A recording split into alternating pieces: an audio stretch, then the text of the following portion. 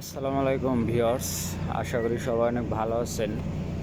যারা এর আগে আমার ঘাসের ভিডিওগুলো দেখছেন, তো তাদেরকে বলছি যে আসলে গরু পালন করতে হলে ঘাস চাষ করতে হবে। সেক্ষেত্রে সুন্দর একটা শেড করাটাও দরকার। তো আমি 4টা গরুর জন্য একটা শেড করছি। তো এটার কাজ অনেকটাই শেষের দিকে। তো পুরোপুরি কাজ শেষ হলে জানাবো এই ঘরটাতে কত টাকা খরচা হইলো। এই ঘরে 4টা বড় গরু রাখা যাবে। তো সম্পূর্ণ কাজ শেষ হলে আপনারা সবাই জানতে পারবেন যে এই ঘরে কত টাকা খরচা হলো। আপাতত কিছু কাজ বাকি আছে, আর কিছু কাজ শেষ হয়েছে।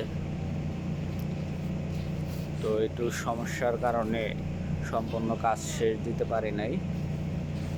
তো আশা করি সবাই